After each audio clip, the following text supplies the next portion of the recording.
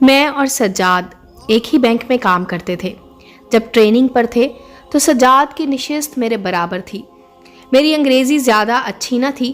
سجاد نے محسوس کر لیا کہ کسی لمحے میرا قلم رک جاتا ہے اور میں سوچنے لگتی ہوں۔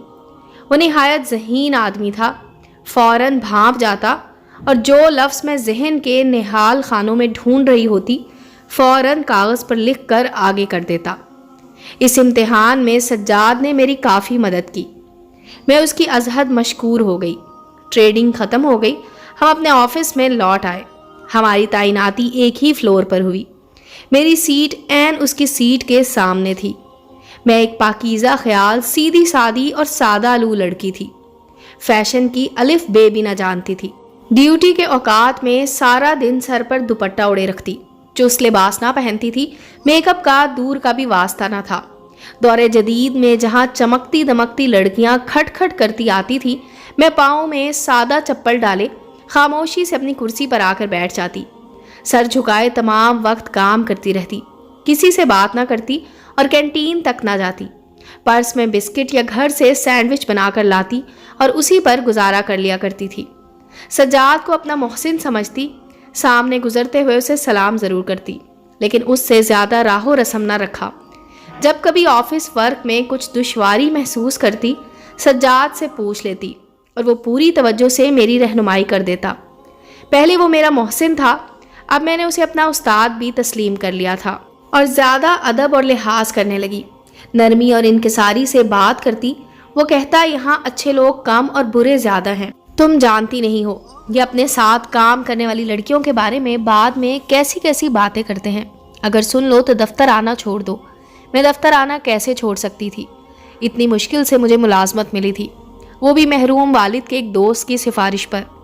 مجھے اپنی بیوہ ماں، 2 چھوٹی بہنوں اور ایک بھائی کی کفالت کرنی تھی جو ابھی اسکول میں پڑھ رہے تھے۔ سجاد کی ہر ہدایت پر عمل کرتی رہتی، کسی سے دفتر میں بلا ضرورت بات نہ کی۔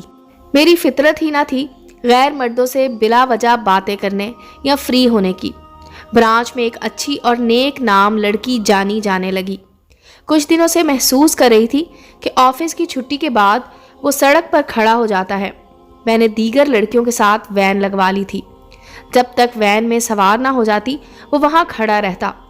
ایک روز میری ساتھی لڑکی نے کہا، عقیقہ یہ سجاد کو کیا ہو گیا ہے؟ آدھے گھنٹے تک دھوپ میں کھڑا رہتا ہے، جب تک ہماری وین نہیں چل پڑتی تب تک یہ اپنی گاڑی میں نہیں بیٹھتا، لگتا ہے جیسے کہ ہم لڑکیوں میں سے کسی کی نگرانی کرتا ہے۔ اس لڑکی کے اشارے پر بھی مجھ بے وقوف کی سمجھ میں نہ آیا کہ یہ میری نگرانی کرتا ہے۔ ایک روز امی کی طبیعت خراب ہو گئی، میں نے چھٹی کر لی۔ 2 روز بعد دفتر آئی تو اسے بے تاب پایا۔ پوچھا کیوں غیر حاضر تھی؟ امی بیمار ہیں، میں نے بتایا۔ کیا میں ان کی عیادت کے لیے تمہارے گھر آ سکتا ہوں؟ امی سے پوچھ کر بتاؤں گی، میں نے جواب دیا۔ اگلے روز امی کے لیے پھر مجھے چھٹی کرنا پڑی۔ آفس ٹائم کے بعد وہ ہمارے گھر آ گیا۔ میرا پتہ اس نے میری آفس فائل سے نہ جانے کب نوٹ کر کے رکھا ہوا تھا۔ دروازے پر اسے کھڑا دیکھا تو میں حیران رہ گئی۔ کیا اندر آنے کو نہ کہو گی؟ اب اتنی تو بد اخلاق نہیں ہو تم۔ مجھے کہنا پڑا، آ جائیں، تمہاری والدہ کی عیادت کرنے آیا ہوں، ان سے تو ملواؤ۔ میں امی کے کمرے میں لے گئی۔ ان کے پاس کرسی پر بیٹھ کر سجاد نے باتیں شروع کر دی۔ باتوں کا وہ ماہر تھا، امی کو خوب اپنی باتوں سے لبھایا۔ آپ مجھے اپنا بیٹا ہی سمجھیں، آپ کا بیٹا ابھی چھوٹا ہے، یہ میرا فون نمبر ہے، جب ضرورت پڑے ڈاکٹر کے پاس جانا ہو یا ہسپتال جانا ہو مجھے فون کر دیجئے، حاضر ہو جاؤں گا۔ امی اس کی باتوں سے کافی متاثر ہوئیں۔ میں نے چائے پلائی اور رخصت کیا۔ اس کے بعد یہ ہونے لگا کہ میں آفس میں اور وہ آفس ٹائم میں میرے گھر امی کے پاس بیٹھا دکھ سکھ کر رہا ہوتا۔ ان سے باتیں کر کے ان کو شیشے میں اتار لیا۔ میں چھٹی کے بعد گھر پہنچتی، امی بتاتی کہ سجاد آیا تھا، یہ کیک لایا ہے، میری عیادت کے لیے چھٹی کر لی تھی اس نے۔ حیرت سے میں تصویر بن جاتی۔ میں تو چھٹی نہیں کرتی، اسے میری ماں کی زیادہ فکر تھی کہ چھٹی کر کے آ بیٹھتا تھا۔ میری ماں کے پاس ایک روز اس نے اپنا مدعا بیان کر ہی دیا۔ والدہ سے میرا ہاتھ مانگ لیا، وہ بھی میری غیر موجودگی میں۔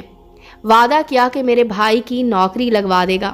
ہمارا مکان خستہ حال تھا، بینک سے لون لے کر دیا اور مرمت کے وقت مزدوروں کے ساتھ کھڑا رہا۔ والدہ اس کے چکر میں آ گئی، مجھے سمجھاتی بہت شریف انسان ہے، رشتہ مانگ رہا ہے تمہارا عزت سے، تمہاری شادی کی یہی عمر ہے، کہیں عمر نہ نکل جائے۔ وعدہ کیا ہے کہ تم کو ملازمت سے منع نہیں کرے گا اور تنخواہ سے ایک پائی نہ لے گا، تم میرے پاس ہی رہو گی، ہر شرط ماننے کو تیار ہے، بس تم ہاں کہہ دو۔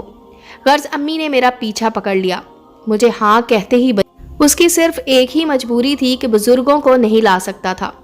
دوستوں کو نکاح کے وقت لے آؤں گا، نکاح سادگی سے ہوگا، فی الحال بینک میں ہم کسی کو نہ بتائیں گے کہ ہماری شادی ہو گئی ہے، الگ الگ رہیں گے جب تک بھائی برسرے روزگار نہیں ہو جاتا۔ ہم ماں بیٹی بے وقوف یا حد درجہ سادہ دل تھے کہ گہرائی میں سوچا ہی نہیں کہ یہ آدمی شادی شدہ بھی ہو سکتا ہے، اس کے بارے میں کسی سے معلوم تو کرنا چاہیے، وہ کیوں شادی کو اس قدر خفیہ رکھنے پر اصرار کر رہا ہے۔ امی بیچاری زمانے کے چلتر کیا جانے، ان کو تو بس اس بات کی پڑی تھی میری بیٹی کی جلد شادی ہو جائے۔ لڑکا بینک آفیسر ہے، خوبصورت اور مہذب ہے، اچھے خاندان کا لگتا ہے، ہر شرط پر راضی ہے۔ بیٹی بھی میرے ساتھ رہے گی، سجاد کو پیسے کا لالچ نہیں ہے، ہماری کفالت بھی کرتی رہے گی، مرد کا سہارا مل جائے گا۔ امی کے گھر پر نکاح خواں اور اپنے 4 دوست لے آیا اور اس کا مجھ سے سادگی سے نکاح ہو گیا۔ واقعی اس نے مجھے ماں سے جدا نہ کیا، بہنوں کی شادیوں میں بھی مدد کی، بھائی کی نوکری لگوا دی، لیکن امی کی وفات کے بعد بتایا کہ میں شادی شدہ ہوں، 5 بیٹوں کا باپ ہوں، تم کو عمر بھر گھر نہیں لے جا سکتا، شادی کو بھی زندگی بھر خفیہ رکھنا پڑے گا، اپنے شناختی کارڈ پر تم مسز سجاد کبھی نہ لکھ سکو گی، اور نہ اپنے بے فارم میں پہلی بیوی جو حشر کرے گی تم سوچ بھی نہیں سکتی۔ تم ہمیشہ اپنی ماں کے گھر پر رہو گی اور میں کبھی کبھی آیا کروں گا، وہ بھی دن میں، رات کو بھی یہاں نہیں رہوں گا۔ بیوی اس کی اجازت نہ دے گی، اسے شک میں نہیں ڈال سکتا۔ تمہاری ذمہ داریاں پوری ہو چکی ہیں، اب تم میری ذمہ داریوں میں ہاتھ بٹاؤ گی۔ میرے لڑکوں کی تعلیم کا بہت خرچہ ہے، وہ مہنگے اداروں میں پڑھ رہے ہیں اور میں 5 لڑکوں کی فیسیں نہیں دے سکتا۔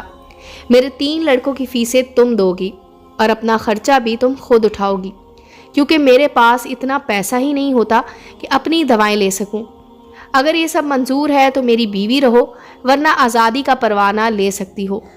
اس گھاگ شخص نے کتنی دور کی سوچی تھی، کیا زبردست منصوبہ بندی کی تھی۔ سجاد کے اس انکشاف پر میں حیران رہ گئی، بہت دکھ ہوا کہ کتنے دنوں تک مجھے دھوکے میں رکھا، جھوٹ بولتا رہا، اور اب حقیقت آشکار کی ہے تو آزادی کا پروانہ دینے میں بھی نہیں ہچکچاہٹ۔ میں ایک شریف لڑکی تھی، ہمارے خاندان میں کبھی کسی لڑکی نے طلاق نہیں لی تھی۔ طلاق لے کر کیا کرتی؟ اس نے اولاد پیدا نہ کی، کہا کہ میری اولاد ہے اور تم سے اولاد نہیں چاہیے، اپنے خاندان والوں اور بچوں پر ظاہر نہ کر سکوں گا۔ جب تمہیں بیوی ظاہر نہیں کر سکتا تو اولاد کو باپ کا نام کیوں کر دے سکتا ہوں؟ دل پر ایک گھونسا سا لگا، سوچا کہ جو اولاد پیدا کرنا نہیں چاہتا وہ میرا کیسے ہو سکتا ہے؟ لیکن اب طلاق لے کر بھی کیا کرتی؟ جیسی زندگی ملی اسے قبول کر لیا، اس کے 3 بچوں کی فیسیں دیتی رہی۔ سجاد کے تمام بیٹے پڑھ لکھ کر اعلیٰ عہدوں پر فائز ہو گئے، ان کی شادیاں ہو گئیں، وہ اپنی بیوی بچے پوتے پوتیوں میں گم ہو گیا اور میں گھر میں کسی سائے کی طرح گم ہو گئی۔